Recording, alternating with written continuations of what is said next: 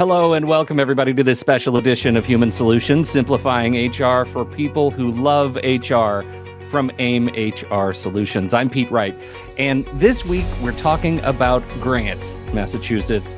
We've heard you here at AIM. We've heard your questions about how grants work in our fair state, and we're here today with a dose of clarity. Rob Duncan is the Director of Workforce Training Fund Programs at Commonwealth Corporation, and Jen Moff is our Vice President of Learning and Development at AIM HR Solutions. And they join me today to help us all understand how to take advantage of Massachusetts grants and how you can level up your corporate training as a result. Rob, Jen, welcome back. Thank you, as always, Pete. Let's dig right in first. For those who don't know about or understand Commonwealth Corporation, Rob, give us a little bit of an introduction on what Commonwealth Corp does. Sure. In a nutshell, we're a quasi-public state entity here in Massachusetts that we're dealing with workforce development, funding and developing programs throughout the state. We've got some programs that are focused on young people entering the workforce and getting experience in summer employment, some around underemployed or unemployed individuals who are going through training in order to gain access to a career path, and some programs like the one that I run that are focused on training opportunities for employees of businesses located in Massachusetts presently. Okay. And that brings us to our AIM Commonwealth collaboration. Jen, why don't you tell us a little bit about that? Yeah, I think this is something that is so powerful. I've lived up and down the East Coast and done training in multiple different parts of the North American continent. And as I've traveled and learned different programs around the country and the U.S., this is the first state that offers something like this that I'm aware of, that I've came across. And so I thought when I joined up with the team here at AIM HR Solutions, what incredible opportunity that the state of Massachusetts is providing. Like, just my mind was just blown by it, just the sheer fact that these programs exist. And not just, it's a one-time thing that we did as a, PR stunt. Like, this is an ongoing initiative because they really put their money where their mouth is and say, this is a valuable thing. We're going to show that by having a whole initiative and organization and program, not just for one type of thing, but multiple different types of needs, so that we can really support the employees in this state, because they recognize that there's so much innovation here, and learning is one of the key things we're seeing that keeps young people in their current roles and not job hopping. So I'm just so grateful for the initiatives that the state of Massachusetts has created here as part of the Commonwealth Corporation's grant programs. But it is really, it is amazing, to your point, that this is an ongoing program. I think we grew accustomed potentially to, grant programs coming out of COVID, right? That and that money is on the bubble in many states, and that's not how it works in Massachusetts. So let's talk about it. Help us understand the architecture of Massachusetts grants, Rob. A brief overview of the general grant program, and then we can get into where we're putting our money today. Sure. The Workforce Training Fund program offers a couple different grants to businesses. And the first one I wanted to mention is the general grant. So these are grants of, up to $200,000 for employee training initiatives. And these last up to 2 years. There were about 150 of these awarded last year, and they average about $100,000 per company. These are significant grants that are for customized training projects that are awarded competitively as applicants appeal to different selection criteria. This is not the primary starting point for most companies. This is for the more complex and customized projects. The starting point for most companies is going to be the Express program from the Workforce Training Fund.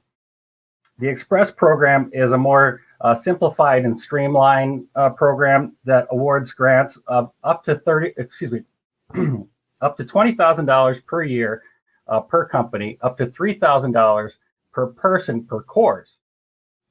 And those are awarded exclusively to employers in Massachusetts with 100 or fewer employees.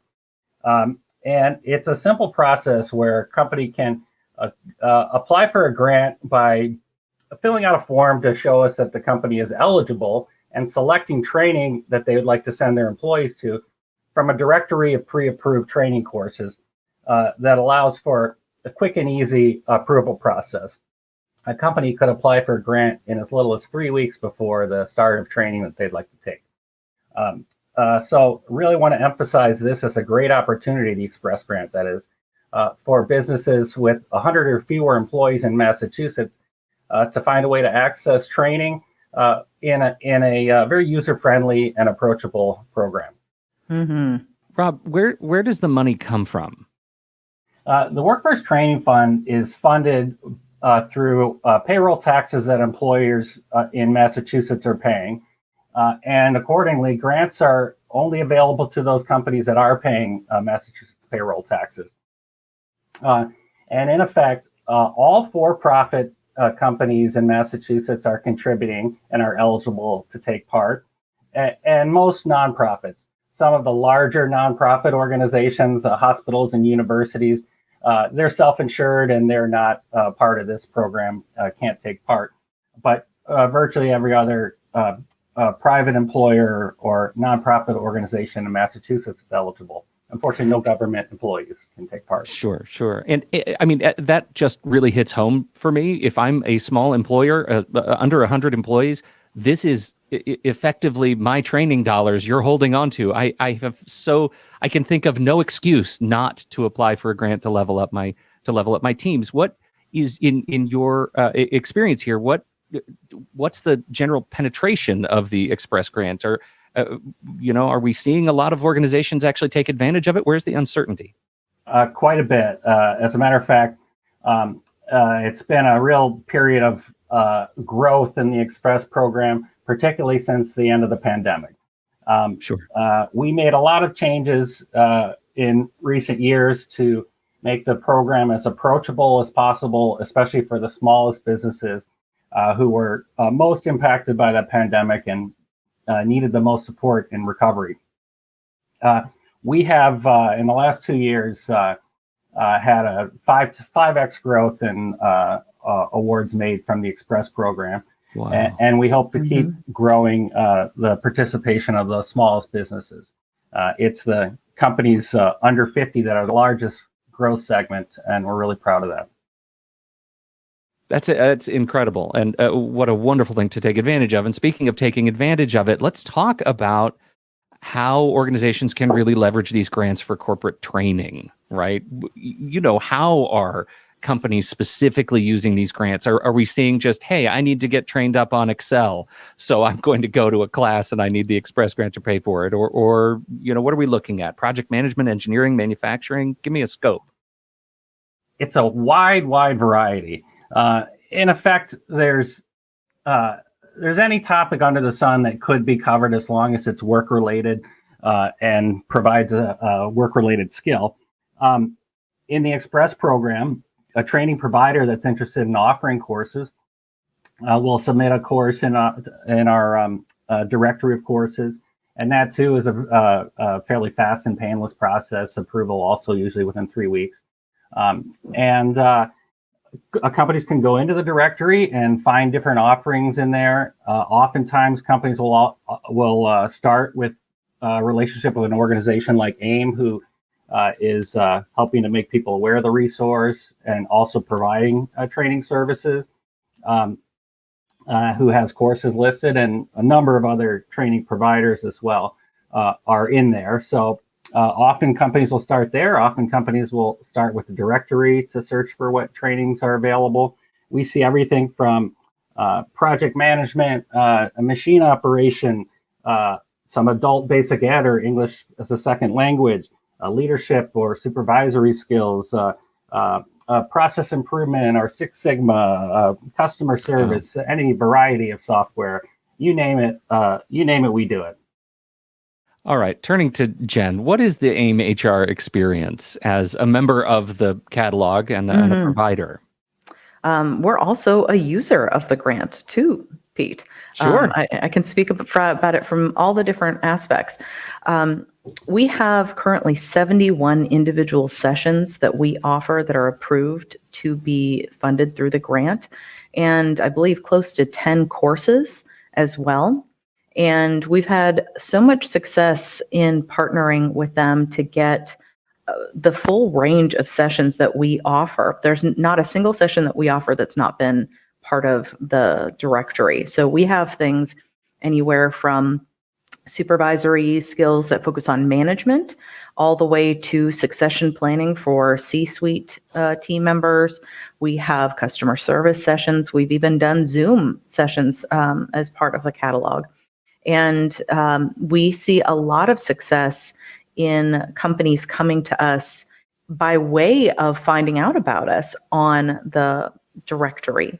And then once they know about us and see what the experience is like, their trust has been established with not only us, but also with the Workforce Training Grant Fund. And we've had clients year over year repeatedly use what they can when there's funds available, because they've had such a positive experience with this partnership between Rob's team and my own. From a user standpoint, I can also say we don't train on everything. We don't pretend to be all things for all people. And so when we had a team member that needed a very specific type of training for support in their role, what did we do? We utilized the same thing that we recommend.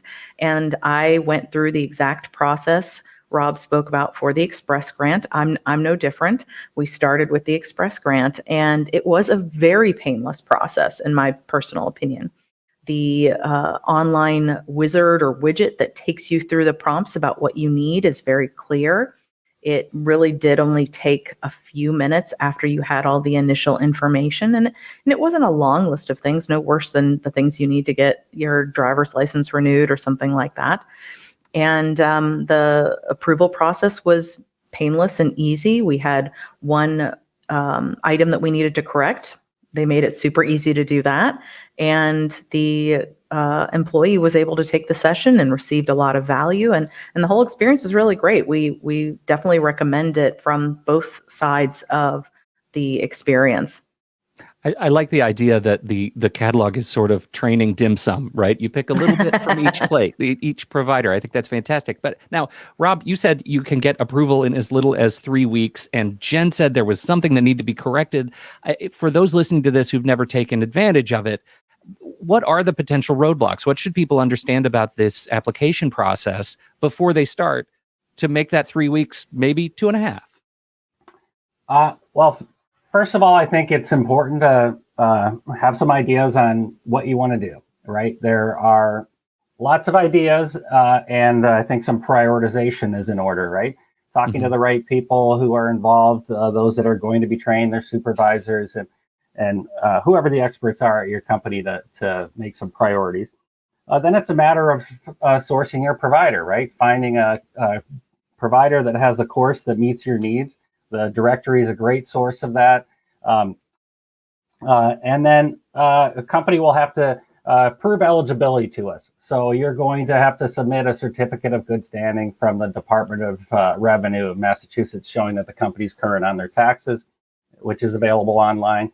And the company has to be current on things like payroll taxes. So we'll go and check in with our partners in state government to make sure everybody's current. And then it's just a matter of some paperwork via email. There's once a grant is approved, there'll be notification via email, followed by a DocuSign agreement that's executed before training can take place. Then the company just simply sends their people off to training and submits an invoice to us when training is complete to get reimbursed for the cost of training. You make it sound so easy.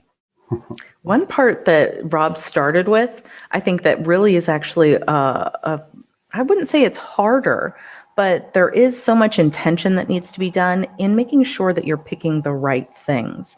Because one thing Rob did touch on is where, and I spoke about it too, imagine a company comes and says, we want this time management training from this provider. We see it in the catalog, but then somewhere after the approval, they realized that's not actually what we need. We've since learned it's a efficiency or productivity session that we need. So making changes after the fact isn't impossible, but what could be done is a needs analysis on the front end. And that's something that people in my industry and learning and development do, and partner with companies and clients to make sure that the right solutions are being provided for the right reasons. I think that's a great sounds like point. a great point. Yeah. Sorry, Rob, go ahead.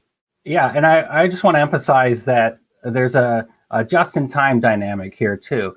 A company can apply for an express grant today. There's an example that comes to mind. There's a medical device manufacturer in North Florida that they have about 20 employees, and they ended up receiving a grant for just under $2,000 for five different courses from AIM HR Solutions, things like performance appraisal and attracting and retaining talent. At the point that they applied, they were ready to place their order, right? They had a plan together, these 5 courses and the individuals that were to take part. But there might be a point in time where they're just clear on the first 2, right? And they can apply today, get that training underway, and come back next month for an additional express grant for the next course that they're able to identify. Up to $20,000 in a calendar year in new grants approved. You can get a lot of training done with $20,000 in a year. That's right. And it's a little easier to apply the second time too, in that we've already got your certificate on file and so on and so forth. Sure. Yeah, there's a lot of great strategies to employ. And I think that, again, goes back to really making sure you know what solution is best. So it could be you have a new population of people that you want to send through this training that you always do annually for new hires. Or it could be, I want this one person to take a whole bunch of different stuff. So you really have to be very intentional. I think that that's a key part of this process. Well, that brings to mind, Jen, like the idea of operationalizing the Express Grant application, using it for building a standard onboarding curriculum. When you get new team members, you want them all to have been through the same training. Putting the Express Grant as part of the operation seems like a no-brainer for a small business in Massachusetts. For those under 100, it might be the perfect solution. Otherwise, there is the general grant that Rob touched on as well, and that's something that can be utilized over a 2-year period. So it's about a much longer roadmap and plan for strategic professional development internally. Well, speaking of the Express Grant, if you're watching this on video, I'm dropping a link onto the screen. It will be in the show notes. Rob, check me on that. Is that the correct place? Seems to be as I'm clicking around. And that is the comcorp.org/subprograms/WTFP-express-directory. Again, that link will be in the show notes. But I want you to go take a look at it. I'm just scrolling through it here as we're talking. It is extraordinarily comprehensive in what you can do and the programs that you can evaluate for your own training initiatives. It's incredible. I probably should have shared our more user-friendly version, which is workforcetrainingfund.org. We'll also get you there. Workforcetrainingfund.org. Better late than never, Rob. Better late than never. What have we missed? What other questions do you often get about, from organizations that are just starting up with their Express Grant process that you want to make sure people are aware of as we wrap up? I think that there are 3 things that are a priority of the Workforce Training Fund that we always like to encourage companies to consider approaching when they're thinking about their training needs.